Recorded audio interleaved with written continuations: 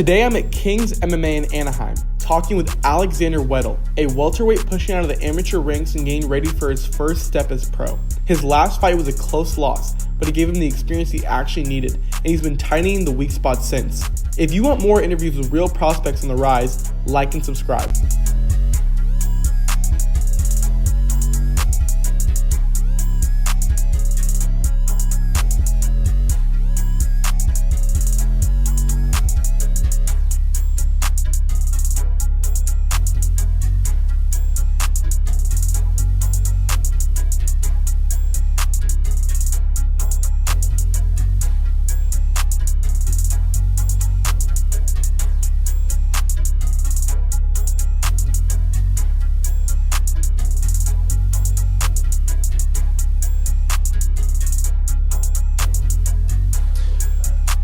What's up, y'all? Welcome to the Prospectrix channel.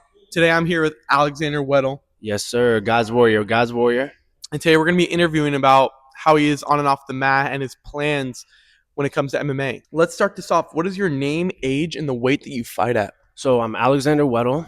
I am 26 years old, just turned 26 in August, and I fight at 170 pounds.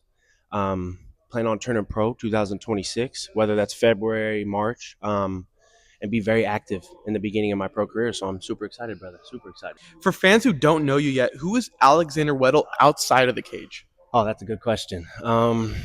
Even though, I live and breathe this, win, loss, man, outside of this, I'm a God-fearing man, a Christian man, somebody who wants to, truthfully, I started this career because I had some drug addiction and problems early in my life. When I was 18, 19 years old, I was a boxer and played some other sports. And, man, martial arts changed my life. And from here on going forward, I like coaching. I want to bring people to Christ through martial arts. I have a lot of other things I do, small things. I love the game. Man, I love food. Yeah.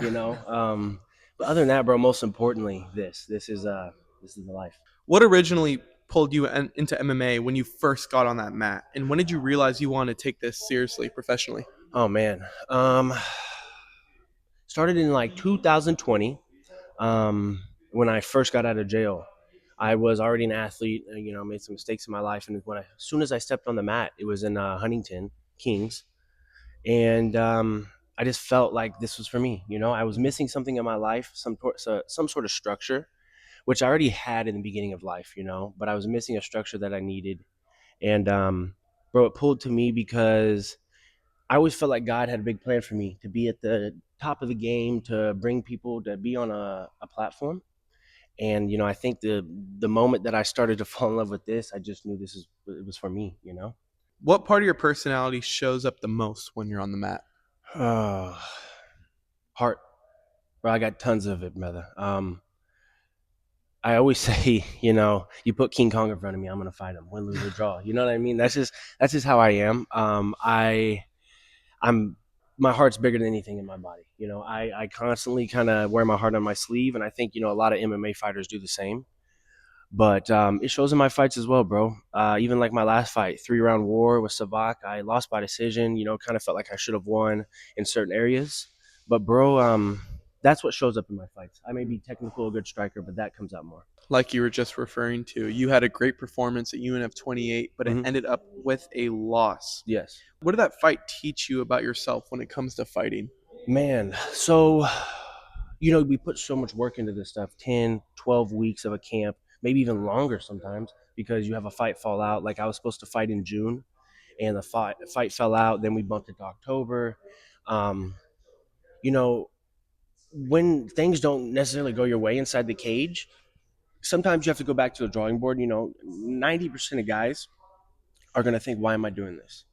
Why am I here? Why did I choose this sport, as my career? Me, I go home, bro, and I immediately think what we're going to change to get the win the next time, right?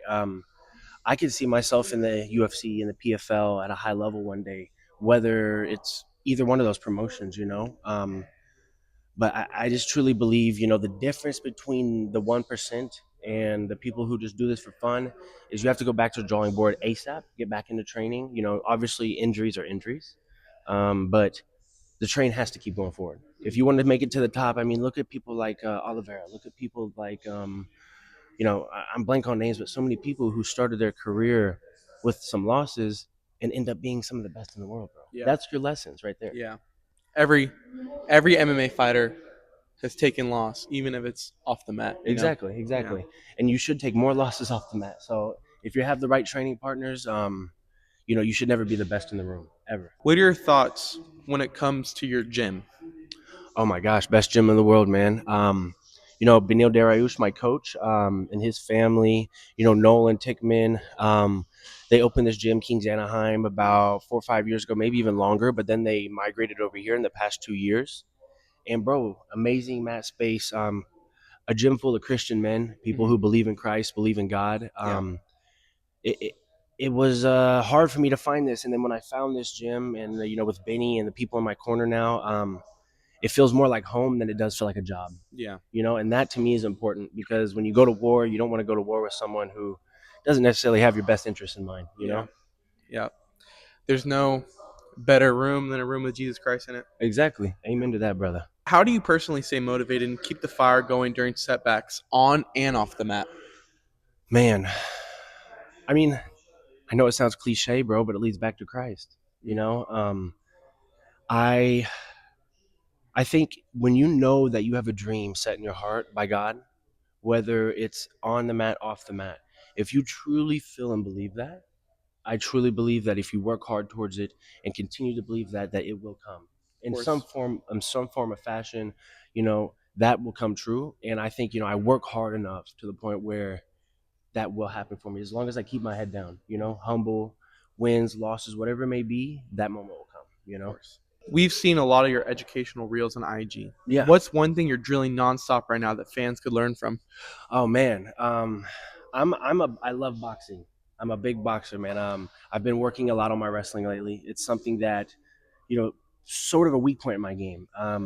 That I know by the time I turn pro, it was going to be strong. That's the plan, right? But right now, if fans want to learn anything, man, I've been drilling tons of kickboxing, boxing. I would say if you ever want to come learn an amazing jab, come learn by me in my class. I got one of the best jabs in the world. I truly believe so. Is there a part of your game you've completely rebuilt or changed for your future fights? Wrestling, Yeah. for sure, man. Like last fight was Savak. Me and him. Savak's a good striker. I truly believe I was better, and it showed in damage. Right. I have a lot of respect for Savak, but it showed on his face. With me, I noticed. I would touch him up, this and that, and then he would shoot, take me down, and those are things that I have to work on, right? Because yeah, I have good scrambles, I have good jujitsu. But a lot of guys nowadays, man, they don't. You start touching them up with some striking, and look at Islam, look Kamzat. That's the new day and age in MMA. Yep. If you don't know how to grapple, you're at a disadvantage. Yep. So You don't know how to grapple, you're getting taken down. exactly. Yeah. In February 7th or whenever it may be, end of February, you guys will see a whole new grappling game from Alex. So Could you get into detail more about what you're looking for your next fight? You said February. Yeah. So I got offered a fight February 7th. Could be a little later than that. Who knows? But my main goal right now is fight in February. Man, look forward to see me. A lot of mixing up. It's called mixed martial arts. I grew up boxing. I grew up doing striking, but I would say in this next fight, you're gonna see me be a complete fighter. Complete fighter. I'm gonna touch him up. I'm gonna take him down. I'm gonna control him. My goal too would be to get a submission. A lot of my wins and a lot of my highlights are off of me striking, and I have great power in my hands and kicks. But in this next fight, I would love for people to see. Most importantly, I'm going to show who Alex truly is and how much talent I have in the other side of stuff. So, what does a Weddle training day realistically look like from morning to night? I train 3 times a day. So let's say, okay, let's say like today, right? I wake up at 8. Wake up, breakfast. I eat 2 hours ahead of training always. Get a little coffee. I hydrate, electrolytes. Then I do jujitsu, nogi at 10 o'clock. And then at 11, we just sparred. I'll get done with this. I'll do some recovery. Then I'll go teach. So I teach private classes. I'll teach some kids. And then I'll lift at the end. And then I have to go teach at 7:30 again at night. And I also train with my students a little bit. Not like I'm going crazy like I would in here, but I'm still moving. And that right there in itself still sharpens your sword. I always say that when you're teaching, you're learning also. It's like studying for a test. You get to just study more. So Man, I stay pretty busy. I stay busy. I want to stay busy because if I don't, my mind is my enemy. You Yeah. know. Yeah. When you imagine your comeback win, what does that moment look like and how do you think it's going to feel? Hmm. What does it look like? I got a few ideas. The main one that pops up in my head, bro, is I go out there and dominate the fight. Um, I have something that I've said for many years. I have an X factor. I have a certain energy about me. People like to watch me and love to watch me, win, lose, or draw, right? But I plan on going on a win streak, and that's not something I always like to say because we need to take it one fight at a time, focus on one fight every moment. Um, but man, me going out there this next fight, I could see myself dominating. I could see myself taking him down, controlling, using my striking, getting the win, whether it's finishing in the first, second, third round or it's going to decision. But I see myself winning in dominating fashion. You talked about going pro soon. What makes you come to that decision, and what's the short term goal towards that in the next 6 to 12 months? So, man, with that decision is, I just turned 26 in August. So, um, life doesn't slow down for nobody, right? Yeah. I've been doing this for a while now. Yes, it's great to do pro am fights like, with Up Next. I've offered from Lights Out and stuff. It's great to grow your name, but now it's time for me to take that next step to the next level, right? I spar every day with UFC fighters, PFL fighters, LFA, blah, blah, blah, blah, blah. It's time for me now to do it as well. Um, I know I have the talent to do it, no doubt about it. It's just about the everyday work, right? Yeah. You see guys like, oh, it's January, maybe I take December off. Yeah. Maybe I take December off just before 2026. I think the difference you'll see with a lot of the guys here at Anaheim, we don't ever stop training, whether it's just small adjustments or whatever. It's constant forward progress, and I think you guys will see that when you see me turn pro. Of course. What is it like for you fighting for Up Next Fighting? Man, they treat me very well. Even though I haven't got the wins that I wanted there, they treat me amazing. Last fight, you know, told me fight of the night. I feel great about these things, even though it can sting a bit. This is where we learn, bro. I have chosen the hardest possible fights I can take for every fight. I don't want. First off, I've never been that guy where I want to pick and choose the fights. Right, as I've said in the beginning, you put King Kong in front of me, I'll fight him. Yep. Right. So yeah, bro, Up Next takes great care of me. They do. They treat me very well. The Buckner family is amazing, and they've never done wrong by me. So I've been treated very well there. What's it like having Benil Derouche as a coach, and what made you want to be one of his students? Bro, a legend in my corner. 17 wins in the lightweight division, tied for second most all time under what is it, Jim Miller? And bro, to me that means the world, bro. I don't know if you know a little bit of my story, but 5-6 years ago I was in jail, and I had just got out of jail and moved out here, bro. And then 5 years later, I have Benil Dariush in my corner. Yeah. That's a huge jump for me. That's a huge milestone, And bro, I couldn't ask for any more knowledge than what I get from him, Yeah. And Christ, bro. Mhm. He's a true follower of Christ, a true Yeah. servant, Bro, wins, losses, he went on a huge win streak. He's had a few losses. He's had some great wins, but no matter what happens, he always has faith that whatever's next, the Lord's going to take care of, right? Yeah. And to me, Amen to that. that it gives me goosebumps right now, bro. But to me, that means momentum. That Yeah. huge. I said it wrong. Momentous. Like that's big, big, huge for me because in my heart, you can go around anywhere, any gym, and you could be in any corner, but you can maybe not connect to that corner. Those people can maybe not care about you, but Benny truly has a care about his team and his gym. Yeah. I think that also really ties in to what you're saying about how you were in jail Mm-hmm. 6 years ago, and now you're about to go fight professionally. You have Benil Dariush in your corner. That's another big representation that like you take losses off the mat too. Exactly. Yeah, you go through stuff and I like couldn't tell you how many especially times he smashed me, bro. yeah, especially with Jesus too. You need Bro, him in your corner as well. I agree 100%. I think, God also puts us through these losses because that's how you build yourself, right? Yeah, that's how you get that resilience. It is. Yeah. Without that, it's nothing. Of course. If life was just all up, we probably would have no resilience at all, like you said. You know what I mean? Yeah. So that's a special thing for me. What's the long-term dream? Where do you ultimately see yourself in this sport? Long term dream. I see myself in the UFC PFL. I see myself at a high level. I see myself having great fights there. Creating a name for myself. I'm not asking to be Lionel Messi, Cristiano Ronaldo, big fame. I'm not asking for that, but I also want people to know that Alex Weddle is a great martial artist and he's a follower of Christ. Of course. I want to build a name for myself. I see myself opening gyms one day. I already coach now. Yeah, bro, that's the goal. And if God willing that happens, man, I would be beyond grateful. And I'm going to continue to work towards that. Yeah. What is coaching like to you? Coaching. So honestly, man, I have learned more coaching than I have being on the mat. I know that sounds crazy. No, I know exactly what you mean. I know Yeah. exactly what you mean. Because when I go tell them, I'm going through a test or like I'm testing Yeah. myself, and I can like almost go through, the things that I messed up, or hey, if I sparred this morning and I go teach tonight, right? Yeah. Hey guys, today I made this mistake. Let's work on it as a class, right? And that in itself is huge. You know? Yeah, as like that third, fourth year wrestler in high school, Mhm. like when you coaching that freshman and those sophomores coming in, that always like solidifies like your technique. It So does. I know exactly what you mean. Yeah. And then next time you go do it, you're like, and Yeah. it's so much. It clicks so much better. Yeah, it flows. It does. Flows. If you could describe the fighter you want to become in one sentence, what would it be? You can take your time. God-fearing man. That's all you got to say. Yeah. Yep. God-fearing man. That was my first one. Then I was like, you want to sound cooler, but no, I don't. Yep. God-fearing man, bro. Of course. Amen that in itself, I feel like is a warrior. Yeah.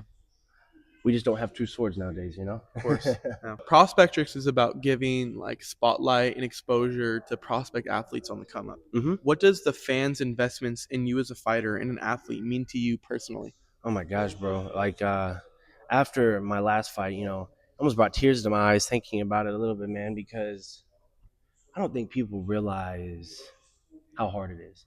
Yeah. I chose this because I have a resilience and I also am like an adrenaline junkie. Mhm. Like I need this. I Yeah. don't mean like I need it like, oh, I'm gonna die.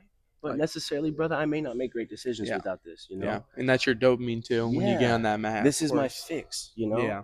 Before my fix was horrible things. Mhm. Now I get punched in the face and I feel great. I know that sounds weird, but like Yeah. I go home and I feel proud about myself. Yeah. And that's why I want to take this to the top. I want to spread the word. I want to tell people, hey, bro, you have problems, you have addictions, you have alcohol problems, you have whatever it may be. Yeah. You can do it. It is more than possible. Yeah. As long as you keep your head down and work your ass off, you're good. Of course. You're good. So is that what you have to say to those people who are scared to get on the mat and are going through it personally in life? I'd say yes. I'd say listen. If there's one thing I can say to those people is trust your gut and trust your mental. Don't let your mental get in the way of what should be done. Right? There's times where, the truth is the devil's gonna tell you that you're not good enough. Yeah. He's gonna say, hey, why are you doing this, bro? Alex, you just lost your last fight. Why are you trying to turn pro? Because I have what it takes to be the best in the world. Of course. And that's what Christ talks within me, Mhm. The confidence I feel that God can give me a better life, that I believe in what he instilled in me, the dreams that is instilled in me. So for anyone out there, bro, trust yourself and go do it. Take the step, take the leap, jump off the mountain. God's going to catch you. For other fighters that are going through your same exact movements, Mhm. what's your message to them from someone living it right now? I would say, it kind of goes back to what I said a little bit, but my message would be most importantly, show up every day. There's going to be times where your body's sore and you may need a day or two of rest. There's going to be times where you may need to be around family. Okay, this is realistic. Everybody does that. Every fighter, every athlete. But when it's time to go to work and show up, show up. If you get your ass whooped, you get your butt beat, okay, show up again. Yep. And then again, and then again, and then again, and then eventually you're the hammer, not the nail, because there's going to be both days. There's going to be moments where you go home and you're like, bruh, what happened today? There's going to be days where like I was on point today, and that's part of it, right? So show up. And I think if you show up every day, that in itself speaks volumes, and you're going to grow no matter what. Alexander Weddle, I just want to say, if I'm being completely honest, like you have one of the best energies I've ever seen as a fighter. Thank you, brother. And Prospectrix can't wait to see the run that you go on.